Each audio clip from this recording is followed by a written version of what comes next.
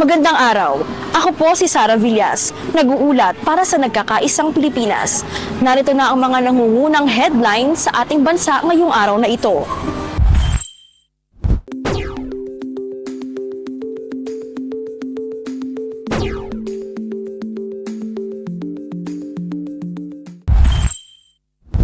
Bilang ng mga nasawi sa lindol sa Mindanao umakyat na sa 55. Imbestigasyon sa pagkalunod ng dalawang Ateneo athletes nagsimula na. Lookout order laban kay Coach Tab Baldwin hiningi. Tapyas presyo sa langis inaasahan ngayong June 16. Presyo ng gasolina at diesel posibleng bumaba. Dating Ilocos Sur Governor Chavit Singson inaresto sa kasong cyber libel, agad ding nakalaya matapos magpiyansa. Official website ng Senado defaced ng isang hacktivist group sa gitna ng security alert.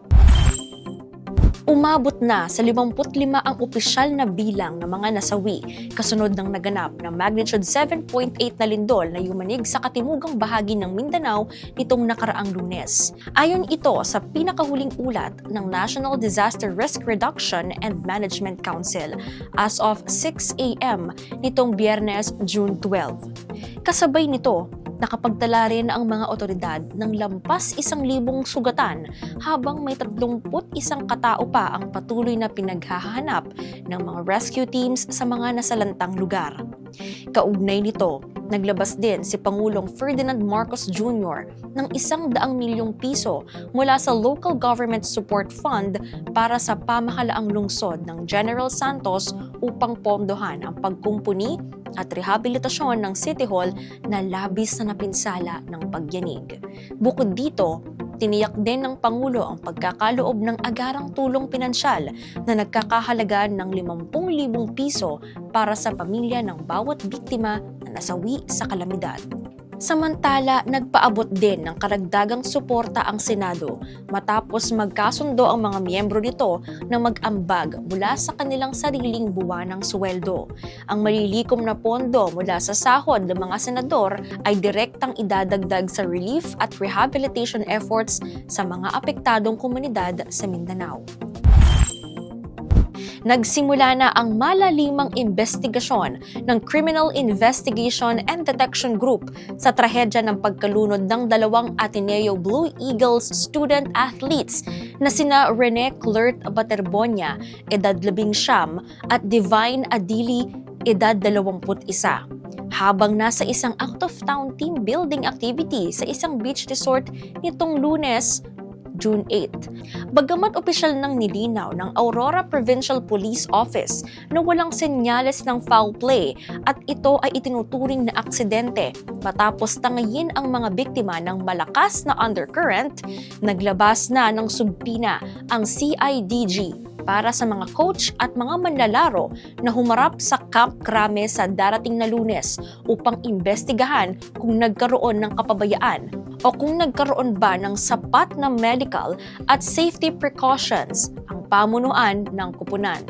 Kasabay nito, hiniling na rin sa Department of Justice ang pagpapalabas ng Immigration Lookout Bulletin Order laban kay Head Coach Tab Baldwin upang masigurong mananatili ito sa bansa habang tinatapos ang investigasyon. Kasalukuyan nang nakikipag-ugnayan ang pamunuan ng Ateneo de Manila University sa pamilya ng mga biktima at sa Nigerian Embassy para sa maayos na paghahatid at repatriation sa mga labi ng atleta.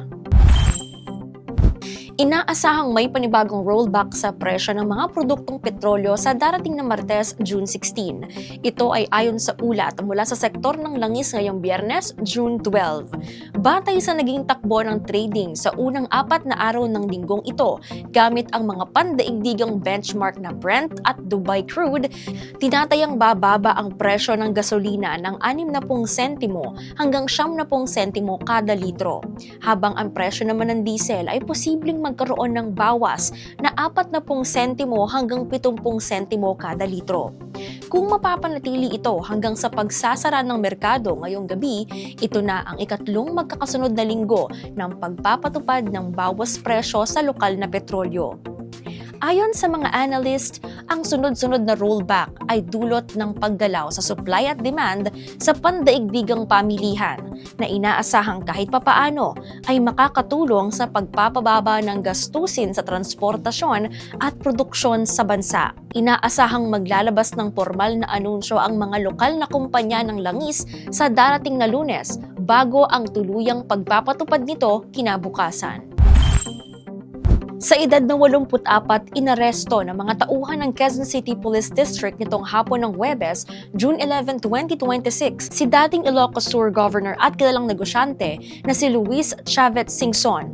Kaugnay ito ng kinakaharap niyang kasong cyber libel. Batay sa opisyal na ulat ng pulisya, ibinigay ng mga operatiba ng Police Station 12 ang warrant of arrest sa tirahan ni Singson sa isang exclusive subdivision sa Barangay Ugong Norte, Quezon City, dakong 1:00 ng hapon. Ang nasabing warrant ay inilabas noong June 10 ng Regional Trial Court Branch 21 ng Vigan City, Ilocos Sur dahil sa paglabag sa Cybercrime Prevention Act of 2012. Matapos dalhin sa presinto para sa booking procedure at dokumentasyon, agad ding nakalaya si Singson matapos maglagak ng itinakdang 60,000 piso na piyansa para sa kanyang pansamantalang kalayaan. Sa isang opisyal na pahayag ngayong Biyernes, June 12, binigyang diin ni Singson na kusang loob siyang nagtungo sa istasyon ng pulisya upang magpiyansa at tahasang binatikos ang aniyay political harassment at tangkang pananakot upang patahimikin siya sa kanyang panawagan na imbestigahan ang malaking anomalya sa flood control funds sa bansa. Bagamat hindi pa isinasa publiko ng mga otoridad kung sino ang naghain ng reklamo, nanindigan ang dating gobernador na hindi siya mapapatahimik sa usapin ng korupsyon sa kabila ng pagsasampa ng kaso laban sa kanya. Nasa ilalim ngayon ang masusing investigasyon ng Electronic Data Processing Management Information System Bureau at ng PNP Anti-Cybercrime Group ang naganap na cyber attack sa opisyal na website ng Senado. Inako ng local na hacktivist group na Nullsec Philippines ang insidente kung saan nagsagawa sila ng website defacement o pagbabago sa itsura ng front page ng portal upang mag-iwan ng mensaheng bumabatikos sa korupsyon ng pamahalaan. Gayunpaman, tiniyak ng IT Department ng Senado na ligtas at walang nakompromisong sensitibo o kumpidensyal na datos dahil pampublikong dokumento at impormasyon lamang ang nakaimbak sa server ng nasabing website. Naganap ang digital intrusion sa gitna ng umiiral na heightened security alert sa pasilidad ng Senado na naunang ipinatupad ni Acting Senate President Sherwin Gatchalian dahil sa mga natanggap na banta sa pangkalahatang seguridad ng Senado. Bunsod ng serye ng mga pangyayaring ito, pansamantalang inilagay sa work-from-home setup ang mga empleyado ng Senado habang patuloy ang pagsasaayos sa sistema. Agad na ring nakipag-ugnayan ang pamunuan ng mataas na kapulungan ng Department of Information and Communications Technology upang mapatibay ang cybersecurity firewall at matukoy ang pananagutan ng mga nasa likod ng pagsabotahe. At iyan po ang mga nangungunang headline para sa araw na ito. Huwag po ninyong kalilimutang i-like at i-follow ang One Pilipinas sa TikTok, Facebook at Spotify. Muli, ako po ang inyong lingkod, Sara Villas, nag-uulat para sa nagkakaisang Pilipinas.